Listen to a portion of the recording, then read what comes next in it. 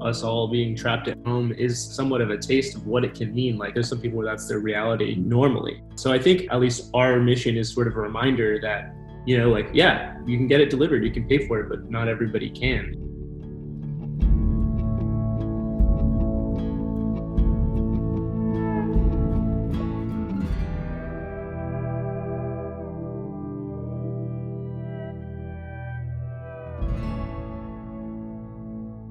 Today we're talking with Gabe and Zach, who are the co-owners of Good Apple Foods in Austin, Texas, which is a subscription-based service delivery model where you guys rescue fruits and vegetables from local farms that would normally go unsold, and have launched a Stay Home, Stay Healthy program where you're delivering fruits and vegetables to elderly and immune compromised people. And to date, you have served over 9,500 meals and 14,000 pounds of food. So we just want to hear about how the Stay Home, Stay Healthy program came to be. Yeah, absolutely. Thanks again for having us. It's really awesome to just be able to share a little bit of our story. But yeah, we're a pretty young company, started just back in November 2019. And so a big part of our business is connecting with local farmers and supporting their efforts and getting their fruits and veggies to our local community. And then for every box we sell, we also send another box to a family in need here. So we work really closely with the community pediatricians to identify families facing food insecurity and then deliver food directly to their door. But amidst this crisis where there's a really kind of heightened need and maybe more people even who are food insecure that weren't before, to kind of ramp up some of our impact deliveries. And so we started the Stay Home, Stay Healthy program. This is what we're finding as we talk to the businesses that have really, that are doing impressive things right now, is that it was already coming naturally to them to give back to their community, and that now there's just this acute need and they're applying the same philosophy. It's really cool. I'm a current medical student here in town as well. And so that was like really important to us, just knowing what we know about the health impacts of food insecurity was addressing that through this business. And so, yeah, it's been a really natural kind of progression for us as we move into this pandemic time too. You started a business while in medical school. That's right. Yeah. And it's definitely been a team effort. Gabe. Ambitious much? Yeah, crazy person. Yeah. It's really beautiful that you've already kind of connected your original mission as a business and are really truly helping people, especially the elderly community and people who are kind of immune compromised right now. The idea is that like we want to actually replace a trip to the grocery store, right? Like we want to promote social distancing to make sure that people are reducing their exposure to the virus. We try to add like everything you might need, like some proteins, like a good starch, like rice, potatoes, all the fresh produce, of course. Like we send out a feedback survey to people to try to figure out what we're doing right. And so far it seems like it really is helping people, not have to go to the grocery store and stay home and be able to like keep themselves healthier for longer. Well, I think it's really unique too. Like you guys have not only brought in a lot of volunteers to help with the Stay Home, Stay Healthy program, but you haven't had to lay off any employees. And if anything, it sounds like you're having a hard time keeping up with demand. I mean, I think a big part of it is that like delivery, what happens when people can't leave the house? Like everyone needs to get food delivered. So we've all seen a spike in demand, and we've been trying to figure out how to scale up like effectively and quickly enough to be able to meet all the new demand for people. We've been very fortunate to have a big volunteer force, but we also think there's a huge opportunity to get people involved in short-term employment. And what a cool story of like getting people who maybe who just lost a job because of the pandemic, helping people who also need food delivered. Oh, I love that too, because it's not even just employment. It's like really purpose-driven employment. Like they will feel like they are a part of the solution and the care and the help right now. You guys mentioned that the city of Austin reached out to you. I think the Department of Transportation here actually helped facilitate some of the early logistics.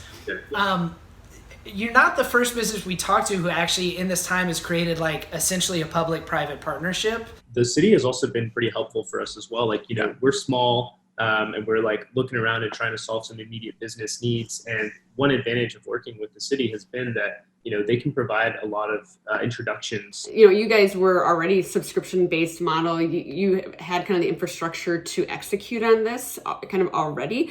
If you were talking to other people kind of in the grocery food business, other small businesses, are there tips or things you would advise them to look at in their business that they could kind of help replicate something similar, a model that they could quickly stand up? when you have an idea, you don't need to build out the entire system to start. And I think that especially in a time like this, our first day, we only delivered 15 deliveries. Getting to that place where you can start gathering that feedback is so important. And so, when you have a cool idea, it doesn't need to be super expensive. You can make a Google form or, using whatever little tools your business has available. And that's really where we've seen a ton of success, is just trial and error. And you learn so much from your customers and your clients that way. It's a perfect time to kind of test and iterate any sort of model. And I think it's one of the only times in history where a business can be really honest with their customers that that's exactly what they're doing. Like, it's almost like we have permission right now as small businesses to kind of be very transparent about the fact that you're testing into different things, both to make sure that you have viability of your business, but to make sure that you're meeting customer needs and helping where you can. Absolutely. And I think it really gets back to, there's a lot of like community connectedness right now. Everyone, no matter who you are, is going through this pandemic together.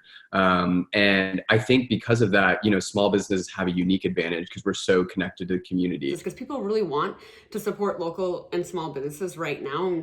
And as entrepreneurs, we need to make that as easy as possible for them to do. It's cool. But that's another habit that I hope kind of stays after this. Oh yeah, I totally agree, Amanda. I hope we take the good from the situation, and maybe some of those things, spending more time with family, cooking at home, sticks around after this. So, in some sense, we are all going through this together. But like everything else in this country and in the world, so much of the way we experience it is based on our privilege and how fortunate we are. You're right. And I just hope people remember that, unfortunately, there's a lot of people that are food insecure even when there isn't a pandemic too. There's some people where that's their reality normally. The coronavirus, accentuates, makes the problem more visible, but it's like, this is actually a thing that happens almost all the time. So yeah. Such a tangible example for other people to understand the mission that you've been driving against. I think that like social good is built into your business model. It isn't an afterthought or like, oh, we should also give away money. Like, the core of the business is built around doing good. I really respect that about this next generation coming through. It isn't an afterthought. It is baked into the business model. We started out wanting to end food insecurity. We actually didn't start out wanting to start a subscription-based produce delivery service. And so that's like been the thread of our company since day one. Every dollar we spend not on sending food to families, it just doesn't make sense, right? Like, that's our mission. And so, but I think from a strategic, entrepreneurial, smart business person perspective, this is a growing trend and something that if you're not part of it, you're going to be left out, I think, moving forward. And so there are just like the conscious consumer, such a key market segment. And so I think you have to have that built into your business model in some way. But I think it's like that sort of segment of people, that's like the growing movement that I see, that like there are people that really want to be conscious of how they're spending their money and support causes that they believe in. Like, we can choose to like push forward these types of ideals with how we like consume and like interact with an economy. Yeah, and like, it's not so crazy of an idea to want to build a business model that's going to allow you to have impact far beyond that, like, $1,000. It doesn't need to be either we make money or we don't make money. I mean, the smarter the business model, the more good you can do. And so those two things have to work together.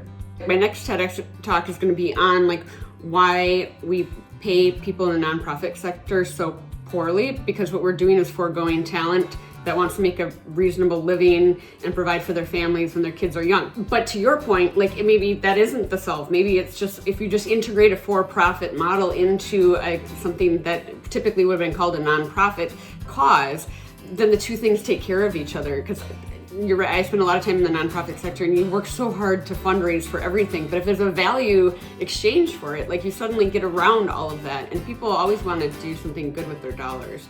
I like the idea of that. The public benefit corporation. I wish like every company had to be one. Something like that. Yeah. It's really, really beautiful. You guys are on this planet for a reason. Thank you so much. Just so impressed by what you guys were doing even before all this started, and the ways in which you've reacted so quickly. Thank you all very much. We really appreciate it. It's been nice talking to you. Yeah. You too, guys. Can we make friends? Let's be friends. If you want to help Good Apple deliver even more meals to low-income seniors and other vulnerable members of the community, join Deluxe and Flow Studios in donating at the GoFundMe link in this post. And we'll be continuing to interview small business owners who are stepping up for their communities. So check back at deluxe.com/bigheart for more incredible stories.